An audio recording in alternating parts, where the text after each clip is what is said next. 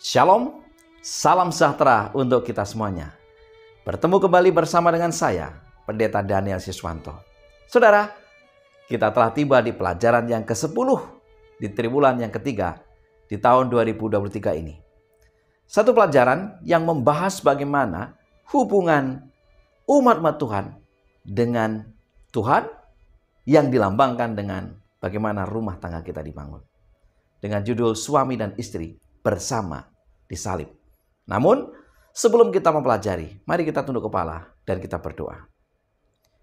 Bapa di surga, Allah yang maha baik, bila mana kami akan mempelajari firman Tuhan melalui pelajaran sekolah sahabat ini, urapi kami dengan kuat kuasa Roh Kudus Tuhan.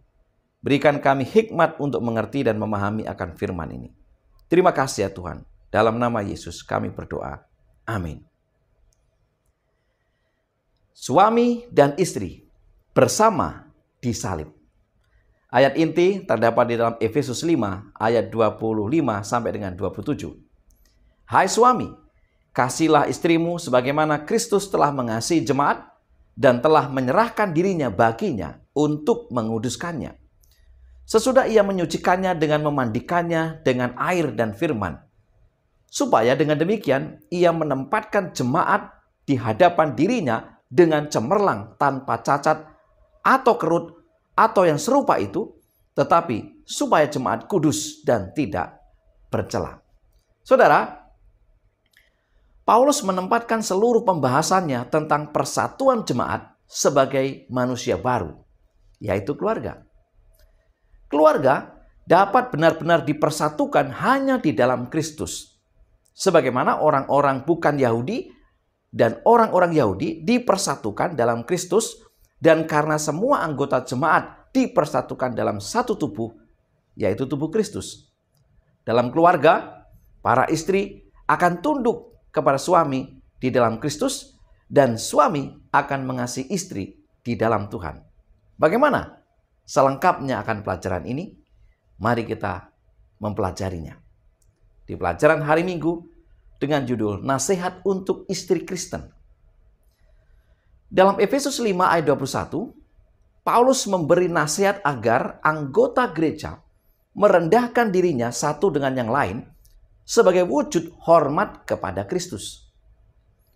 Selanjutnya, Paulus memberikan gambaran sikap itu dalam rumah tangga antara suami dan istri.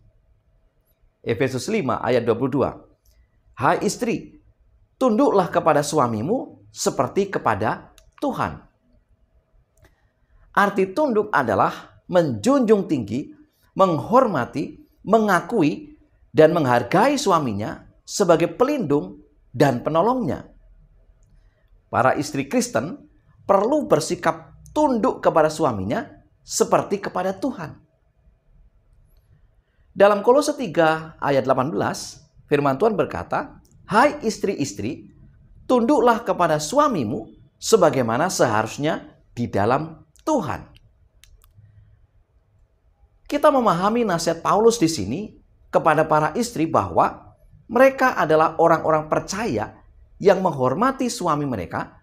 Namun demikian, mereka harus menghormati Kristus di atas suami mereka. Mengapa harus demikian?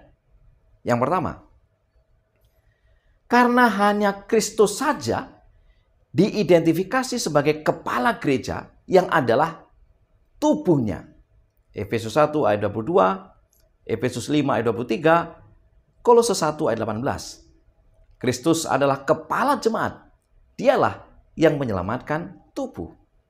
Yang kedua, dengan analogi suami adalah kepala istri, maka dengan kesetiaan gereja kepada Kristus, inilah yang menjadi teladan bagi kesetiaan istri kepada suaminya. Saudara, dalam keluarga, para istri akan tunduk kepada suami di dalam Kristus dan suami akan mengasihi istri di dalam Tuhan. Dengan demikian, aspek ilahi dalam hubungan perkawinan berarti kita harus melihat keluarga sebagaimana Allah melihatnya. Ini juga berarti bahwa keluarga harus memenuhi fungsi dan tujuan yang Allah berikan pada saat penciptaan, yaitu satu daging. suatu kesatuan yang tak terpisahkan. Di pelajaran hari Senin dengan judul Gereja sebagai Mempelai Wanita Kristus bagian pertama. Dalam Efesus 5 ayat 25 sampai dengan 27 dan 29, Paulus menggunakan kiasan pernikahan kuno untuk menerangkan gereja dan hubungannya dengan Kristus. Gereja sebagai mempelai wanita, Kristus adalah mempelai laki-laki ilahi. Apa yang Kristus telah lakukan untuk gerejanya? Pertama, mengasihi gereja sebagai mempelai wanita. Efesus 5 ayat 25. Kita tidak boleh lupa bahwa ini adalah pekerjaan hati bagi Yesus. Dia mengasihi kita. Yang kedua, memberikan dirinya sebagai mahar. Dalam konteks pengaturan pernikahan kuno, mempelai laki-laki akan membeli pengantin wanita dengan mahar. Biasanya sejumlah besar uang dan barang berharga. Begitu besar sehingga ekonomi desa kuno bergantung pada adat istiadat. Kristus membayar harga tertinggi bagi gereja sebagai mempelai perempuannya karena dia menyerahkan dirinya baginya. Efesus 5 ayat 25. Dalam inkarnasi dan di kayu salib, dia memberikan dirinya sebagai mahar. Yang ketiga, memandikan mempelai wanitanya. Persiapan pengantin wanita adalah bagian penting dari perayaan pernikahan kuno. Seperti juga pada zaman sekarang, pengiring pengantin dan kerabat wanita dari pengantin wanita mempersiapkannya untuk upacara tersebut. Paulus membayangkan mempelai laki-laki ilahi mempersiapkan mempelai wanitanya untuk pernikahan. Dialah yang menguduskan dan menyucikannya dengan membasuh air. Efesus 5 ayat 26. Suatu rujukan yang mungkin untuk baptisan. Yang keempat, mengucapkan firman perjanjian. Pembersihan ini dilakukan dengan firman. Efesus 5 ayat 26. Merujuk pada perkataan janji bahwa mempelai laki-laki ilahi berbicara kepada mempelai perempuannya. Mungkin dalam konteks upacara pertunangan, Efesus 1 ayat 3 sampai dengan 14, Efesus 2 ayat 1 sampai dengan 10, mencatat janji-janji Allah kepada orang percaya pada saat pertobatan mereka. Pertunangan adalah versi kuno dari pertunangan modern, tetapi merupakan serangkaian perundingan yang jauh lebih serius yang mencakup perjanjian tertulis tentang harga pengantin wanita dari suami dan mas kawin, yaitu aset yang akan dibawa pengantin wanita ke pernikahan dari keluarganya. Yang kelima, mempersiapkan dan menghiasi pengantin wanita. Ketika mempelai wanita akhirnya dipersembahkan kepada mempelai prianya, dia sangat cantik, tampil dalam kemegahan yang sempurna. Efesus 5 ayat 27. Kristus tidak hanya memandikan mempelai wanita, dia mempersiapkan dan menghiasinya juga. Hal yang sangat luar biasa. Saudara-saudara yang dikasihi Tuhan, melalui kiasan ini, kita belajar untuk mengerti apa yang sesungguhnya Tuhan telah lakukan untuk kita umatnya. Bukankah ini sesuatu yang luar biasa dan menghibur kita? Tuhan memperlakukan kita dengan istimewa. Di pelajaran hari Selasa dengan judul Gereja sebagai Mempelai Wanita Kristus bagian yang kedua. Elemen terakhir dari pernikahan kuno yang menggambarkan gereja dalam hubungannya dengan Kristus, seperti tercatat dalam Efesus 5 ayat 25 sampai dengan 27, adalah mempersembahkan mempelai wanita kepada dirinya sendiri. Di sini, Paulus menerangkan bahwa Yesus mempersembahkan gereja sebagai pengantin bagi dirinya sendiri. Paulus menggunakan adat istiadat dan peran pernikahan untuk menyoroti hubungan Kristus dengan gereja dalam pola urutan waktu sebagai berikut. Urutan yang pertama adalah pertunangan. Kristus mempersembahkan dirinya bagi jemaat sebagai mahar, dan dengan demikian pertunangan dengannya. Efesus 5 ayat 25. Yang kedua, persiapan upacara pernikahan. Perhatian mempelai laki-laki berlanjut dalam usahanya saat ini untuk menguduskan dan menyucikan mempelai wanita. Efesus 5 ayat 26. Dan yang ketiga adalah upacara pernikahan itu sendiri. Perhatian Kristus saat ini adalah pemandangan dari penyerahan mempelai wanita di pesta pernikahan. Efesus 5 ayat 27. Unsur terakhir ini adalah gambaran perayaan pernikahan akbar pada kedatangannya kembali ketika Kristus mempelai laki-laki akan datang untuk mengklaim gereja sebagai mempelai wanita dan mempersembahkannya kepada dirinya sendiri. 2 Korintus 11 ayat 1 sampai dengan yang kedua. Pernikahan kuno sering dimulai dengan parade malam hari. Matius 25 ayat 1 sampai dengan 13. Pengantin pria dan rombongannya akan berkumpul di rumah mempelai pria, rumah baru pasangan itu, dan dengan upacara akbar memulai prosesi.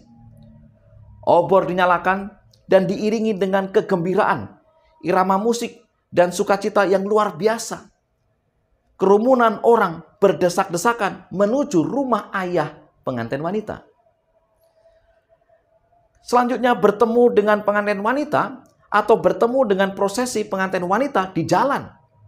Parade akan membawa pasangan itu ke rumah baru mereka, di mana para tamu akan menetap dalam pesta selama seminggu yang berpuncak pada upacara pernikahan, ketika pengantin wanita akan diserahkan kepada pengantin pria. Saudara-saudara yang dikasihi Tuhan, ketika Paulus menggambarkan Kristus mempersembahkan gereja kepada dirinya sendiri, dia menyinggung parade akbar ini dan pada saat penyerahan mempelai wanita. Dengan melakukan itu, ia memberikan potret yang mengharukan tentang kembalinya Kristus dalam upacara pernikahan di masa depan, ketika pertunangan panjang antara Kristus dan gerejanya selesai dan pernikahan dirayakan. Sungguh betapa indah dan bahagianya menjadi milik Kristus. Di pelajaran hari Rabu dengan judul Kasihilah istrimu seperti dirimu sendiri. Di Yunani Romawi pada zaman Paulus, kekuatan hukum bapak keluarga sangat luas. Dia bisa menghukum dengan keras atau bahkan membunuh istri, anak-anak, dan hambanya dan berada dalam hak-hak hukumnya.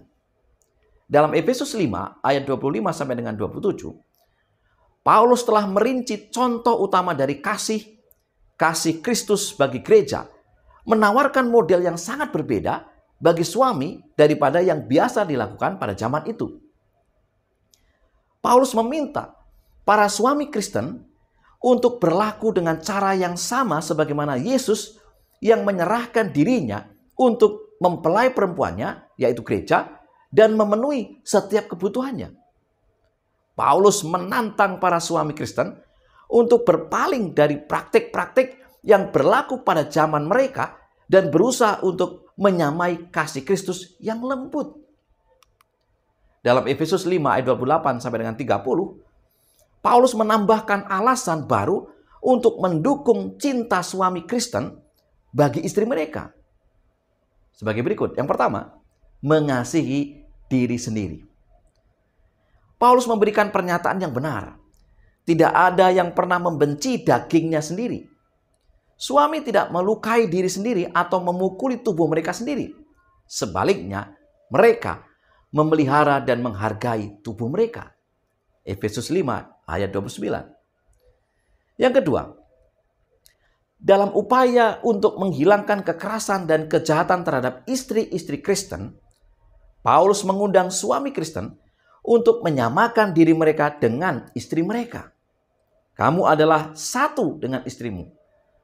Paulus memperlihatkan bahwa menyakiti istri tidak lain adalah menyakiti diri sendiri.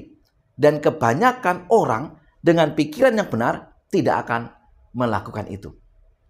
Yang ketiga, teladan Yesus. Paulus memperlihatkan bahwa Kristus sendirilah yang mempraktekkan perawatan diri yang lembut dalam menghargai orang percaya yang adalah tubuhnya. Saudara-saudara yang dikasihi Tuhan, teladani perilakumu terhadap istrimu seperti cara Kristus memperlakukan Anda. Di pelajaran hari Kamis dengan judul Model Pernikahan Satu Daging. Efesus 5 ayat 31, firman Tuhan berkata, sebab itu laki-laki akan meninggalkan ayahnya dan ibunya dan bersatu dengan istrinya, sehingga keduanya itu menjadi satu daging. Kejadian 2 ayat 24 adalah sumber yang digunakan Paulus saat menjelaskan tentang suami dan istri dalam pernikahan. Ini adalah gambaran yang kuat untuk menjelaskan tentang jemaat dalam hubungannya dengan Kristus. Pernikahan Kristen dipahami dalam terang hubungan Kristus dengan gerejanya. Ini Paulus sebut sebagai rahasia besar. Efesus 5 ayat 32. Pertanyaannya adalah, apa pesan dari Kejadian 2 ayat 24 yang bergema sepanjang waktu? Yang pertama, dengan rancangan ilahi, pernikahan dimaksudkan untuk menjadi hubungan satu daging dengan kesatuan seksual yang tercermin dalam kesatuan emosional dan spiritual. Dan kesatuan emosional dan spiritual membawa makna pada hubungan seksual. Yang kedua, di dunia kita yang jelas setelah kejatuhan, eksploitasi yang merajalela dari hubungan seksual antara seorang pria dan seorang wanita mengungkapkan betapa mengakarnya dalam hubungan dalam budaya modern bahwa ide persatuan seksual menunjuk pada penaklukan wanita. Namun, Paulus berpendapat bahwa hubungan seksual sebagaimana tercermin dalam Kejadian bukanlah sebuah penaklukan, tetapi persatuan. Itu tidak melambangkan atau menyatakan dominasi laki-laki, tetapi persatuan suami dan istri. Sedemikian rupa sehingga mereka adalah satu daging.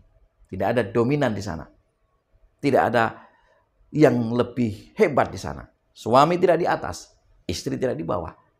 Mereka adalah sama, satu. Apa pesan dari Kejadian 2 ayat 24 yang bergema sepanjang waktu? Yang berikutnya adalah Efesus 5 ayat 21 sampai dengan 33 dan Kejadian 2 ayat 24 adalah sebuah teologi pernikahan dan seksualitas yang penting, yang berlawanan dengan budaya dan sesuatu yang dirancang untuk memperbaiki atau menangkal sesuatu yang berbahaya dan tidak diinginkan. Inilah dasar teologi yang benar. Bagaimana pernikahan itu seharusnya dijalankan? Pernikahan Kristen ditinggikan dengan membandingkan hubungan antara Kristus dan gereja. Selain itu, dengan memikirkan hubungan gereja dan Kristus melalui lensa pernikahan Kristen yang penuh perhatian, orang percaya mendapatkan kejelasan baru tentang hubungan mereka dengan Kristus. Saudara-saudara yang dikasihi Tuhan, sebagai kesimpulan pelajaran sekolah sahabat kita, pekan ini adalah yang pertama, keluarga harus memenuhi fungsi dan tujuan yang Allah berikan pada saat penciptaan, yaitu satu daging, suatu kesatuan yang tak terpisahkan. Yang kedua, Tuhan memperlakukan kita dengan istimewa sebagai mempelai wanitanya. Yang ketiga, Yesus mempersembahkan gereja sebagai pengantin bagi dirinya sendiri. Yang keempat, biarlah suami boleh mengasihi istri seperti teladan yang Yesus berikan dalam mengasihi gerejanya. Dan yang kelima, pernikahan Kristen ditinggikan dengan membandingkan hubungan antara Kristus dan gereja. Inilah pelajaran sekolah Sabat pada pekan ini yang bisa saya berikan. Semoga menjadi berkat bagi kita semuanya. Mari kita tunduk kepala dan berdoa. Tuhan Bapa yang penuh kasih, kembali kami memohon agar kuasa Roh Kudus Tuhan menjadi bagian kami. Mengurapi kami, memberikan hikmat dan pengertian agar kami mampu memahami akan firman ini. Berkati umat-umat Tuhan dimanapun mereka berada. Sehingga dengan pelajaran sekolah Sabat ini, kami dipersiapkan menjadi umat-umat Tuhan yang setia, siap menantikan kedatangan Yesus yang tidak lama lagi. Terima kasih ya Tuhan. Kami berdoa hanya di dalam nama Yesus, Tuhan dan Juru Selamat kami. Amin. Saudara-saudara yang dikasihi Tuhan, biarlah kita terus mempelajari akan firman Tuhan melalui pelajaran-pelajaran sekolah Sabat kita. Kita bertemu di pelajaran pekan depan. Selamat belajar, selamat Sabat. Tuhan memberkati kita.